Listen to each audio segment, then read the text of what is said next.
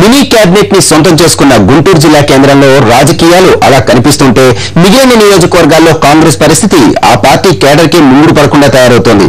సిట్టింగ్లు party శ్రేణుల్లో భరోసా కల్పించలేకపోతుండటంతో సాంప్రదాయకంగా వస్తున్న ఓటు బ్యాంకు కూడా ఆ పార్టీకి చేయిచ్చే పరిస్థితి. అలాగని మిగిలిన పక్షాల్లో పక్కాగా గెలుస్తామని చెప్పుకునే పరిస్థితి కూడా లేదు చాలా చోట్ల. అతివృష్టి అనావృష్టిలా తయారైన నేతల పోకడలతో ఆయా నియోజకవర్గాల్లో అన్ని పార్టీల్లోనూ కన్ఫ్యూజన్ కనిపిస్తోంది. ప్రతిపాడు నియోజకవర్గం నుంచి వైఎస్ఆర్ కాంగ్రెస్ నేత మేకతోటి సుచరిత ప్రాతినిధ్యం వహిస్తున్నారు. 2 సార్లు గెలిచిన సుచరిత ముచ్చటగా 3వ సారి గెలిచి పార్టీ అధికారంలోకి వస్తే మంత్రి పదవి కొట్టేసేందుకు పక్కా స్కెచ్తో మొదలుపెడుతున్నారు. 2004 ఎన్నికల్లో కాంగ్రెస్ అభ్యర్థిగా గెలుపొందిన సుచరిత తర్వాత వైసీపీలోకి వెళ్లి బైపోల్స్ లో ఎమ్మెల్యే అయ్యారు. 2014 ఎన్నికల్లో కూడా వైసీపీ అభ్యర్థిగా గెలిచేందుకు ఇప్పటికే ప్రణాళికలు రూపొందించి అమలు చేస్తున్నారు. అన్ని సామాజిక వర్గాల నేతల్ని కలుపుకుని ముందుకు సాగుతున్నారు. ఆర్థిక వనరులు పుష్కలంగా ఉండటంతో ఈసారి కూడా గెలుస్తామని ధీమాగా ఉన్నారు. అయితే సుచరిత సామాజిక వర్గానికి చెందిన నేతలు వ్యతిరేకించడం, స్థానికురాలు కాకపోవడం మైనస్ పాయింటే. అదికాక సహకార సంఘం ఈ ఎన్నికల్లో ఆమె సెగ్మెంట్ లో తెలుగుదేశం పార్టీ ముఖ్యంగా ప్రతిపాడు మండలంలో పైచేయి చాటుకోవడంతో అక్కడి తమ్ముళ్లు కొత్త పార్టీని సోదిలో కూడా లేకుండా చేశామనే ధీమాతో ఉన్నారు. కాకపోతే టీడీపీ తరఫున కందుకూరి వీరయ్య 2 సార్లు పోటీ చేసి పరాజయం పాలయ్యారు. దాంతో ఈసారి టీడీపీ టికెట్ ఎవరికి దక్కుతుందనే దానిపై ఇప్పటి వరకు స్పష్టత లేదు. బాబు ఎవరికి టికెట్ ఇస్తారో తెలియక తెలుగు తమ్ముళ్లు తలలు పట్టుకుంటున్నారు. అయితే మాజీ మంత్రి పుష్పరాజుని ఇక్కడి నుంచి పోటీ చేయించాలని అధినేత ఆలోచనగా చెబుతున్నారు. పుష్పరాజ్ కి క్లీన్ ఇమేజ్ ఉండటంతో పాటు స్థానికంగా వ్యతిరేకత లేదు. దీంతో దాదాపుగా ఆయనే అభ్యర్థిగా బరిలో నిలిచే అవకాశం ఉందంటున్నారు. ఇక కాంగ్రెస్ పార్టీ అభ్యర్థిగా టీజీఆర్ సుధాకర్ బాబు, ఎంపీ జేడీ శీలం కుటుంబ సభ్యులు బరిలో దిగేందుకు పోటీ పడుతున్నారు.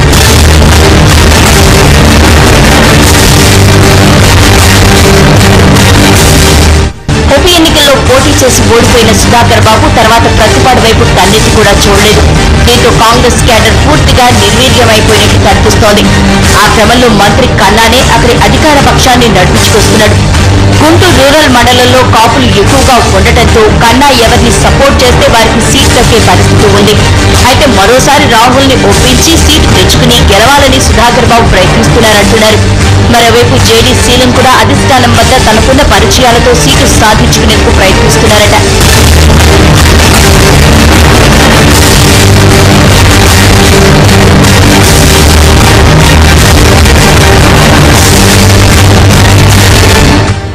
తెనాలి అసెంబ్లీ సెగ్మెంట్ నుంచి కాంగ్రెస్ పార్టీకి చెందిన నాదెండ్ల మనోహర్ ఎమ్మెల్యేగా ప్రాతినిధ్యం వహిస్తున్నారు. రాష్ట్రంలో ఎక్కడలేని విధంగా 100 కోట్ల రూపాయలతో మనోహర్ నియోజకవర్గాన్ని అభివృద్ధి చేశారు. దీంతో పాటుగా టెక్నాలజీని ఉపయోగించి పూర్తి స్థాయిలో తెనాలిని అభివృద్ధి చేసేందుకు సాయశక్తులా ప్రయత్నిస్తున్నారు. స్పీకర్ గా తనకున్న పలుకుబడిని ఉపయోగించి నియోజకవర్గ అభివృద్ధిలో ముందుకు దూసుకుపోతున్నారు. స్పీకర్ గా ఎంత బిజీగా ఉన్నా సమయం దొరికినప్పుడల్లా నియోజకవర్గం ప్రజల్లో తిరుగుతూ దగ్గరవుతూనే వస్తున్నారు. అయితే గతంలో స్పీకర్ కు మెజార్టీ తెచ్చిన రెడ్డి సామాజిక వర్గం ఎక్కువగా ఉన్న దుగ్గిరాల మండలం కాంగ్రెస్ నేతలు మొత్తం వైసీపీలో చేరిపోవడంతో ఆయన ఈసారి ఎన్నికల్లో పోటీ చేస్తే కొంత ఎదురీదే పరిస్థితి. టీఆర్పీ కేడర్ కూడా కొత్త పార్టీలోకి జప్పు కావడం పెద్ద మైనసే. ఇక టీడీపీ అభ్యర్థిగా మాజీ మంత్రి ఆలపాటి రాజేంద్ర ప్రసాద్ బరిలో ఉన్నారు. 2009 ఎన్నికల్లో స్పీకర్ చేతిలో ఓడిపోయిన రాజేందర్ ఈసారి ఎలాగైనా గెలిచి తీరాలని అష్టకష్టాలు పడుతున్నారు. తెనాలి రూరల్ ప్రాంతంపై పట్టు సాధించడానికి రైతుల సమస్యల పేరుతో ఏదో ఒక ఉద్యమం చేస్తూ జనంలో తిరుగుతున్నారు. అయితే అనుకున్న విధంగా అటు రెడ్డి సామాజిక వర్గం ఇటు కాపు సామాజిక వర్గం నేతల్ని తన వైపు తిప్పుకోలేకపోతున్నట్లు కనిపిస్తున్నారు. అదే ప్రతికూలాంశం అనుకుంటుంటే రాజేంద్ర అన్ని పార్టీల నేతలతో రాష్ట్ర పుస్తకం తిరగడంతో పాటు వ్యాపారాలు ఉండటంతో పార్టీ కార్యకర్తల్లో ఆయనపై నమ్మకం లేకుండా పోతున్నట్లు కనిపిస్తోంది. ఇక వైసీపీ పార్టీ తరఫున ఇక్కడ 2 కన్వీనర్లున్నారు. నియోజకవర్గంలో ఎక్కువ ఓట్లున్న రెడ్డి కాపు సామాజిక వర్గాలకు చెందిన గుడిబండ చినవెంకటరెడ్డితో పాటు ఉమారెడ్డి వెంకటేశ్వర్లు సీటు కోసం పోటీ పడుతున్నారు. అయితే ఇప్పటి వరకు ఒకరినొకరు బహిరంగంగా విభేదించుకోలేకపోయినా ఇద్దరి మధ్య గ్యాప్ ఉందని ఆ పార్టీ నాయకులు చెబుతున్నారు. దాంతో వారిద్దరిలో ఎవరికి సీట్ వచ్చినా ఒకరిని మరొకరు సహకరించుకునే పరిస్థితి కనిపించడం లేదంటున్నారు. ఆలపాటి రాజేంద్ర ప్రసాద్ కు కంచుకోటగా ఉన్న వేమూరు నియోజకవర్గం ఇప్పుడు ఎస్సీలకు రిజర్వ్ అయింది. అయినా ఆయన హవాకు ఢోకా లేదన్నట్లు అక్కడి నుంచి టీడీపీకి చెందిన నక్క ఆనంద్ బాబు ప్రాతినిధ్యం వహిస్తున్నారు. మాజీ మంత్రి ఆలపాటి రాజేంద్ర ప్రసాద్ కు గట్టి పట్టున నియోజకవర్గం కావడంతో నక్క ఆనంద్ బాబు సునాయాసంగా గెలిచారు. పూర్తిగా గ్రామీణ ప్రాంతమైన నియోజకవర్గంలో కరుడుగట్టిన టీడీపీ అభిమానులకు కొదవలేదు. అదే టీడీపీకి ప్లస్ పాయింట్. అయితే ఎమ్మెల్యేగా గెలిచిన తర్వాత నక్క నియోజకవర్గ అభివృద్ధికి చేసింది అంతంత మాత్రమే. దీనికి తోడు గుంటూరులోనే మకాం పెట్టి కార్యకర్తలకు అందుబాటులో ఉండడనే ఆరోపణలు ఉన్నాయి. అయితే ఆ విమర్శలు ఆరోపణలు తనకు అసలు పెద్ద ఇబ్బందే కాదని తెగ ధీమాగా ఉన్నారు వేమూరు తమ్ముళ్లు. ఇక కాంగ్రెస్ అభ్యర్థిగా జడ్పీ మాజీ చైర్మన్ విజయ లేక ఆమె భర్త సాంబశివరావులు సీటు కోసం ప్రయత్నిస్తున్నారు.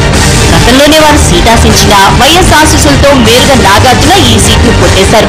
దీంతో ఆ పార్టీలో ఒక వర్గం నాగార్జునకు వ్యతిరేకంగా పనిచేయడంతో ఆయన ఓడిపోయారు. అయితే ఈసారి ఆ ఇద్దరిలో ఒకరికి సీట్ వస్తుందని ఆశిస్తున్నారు.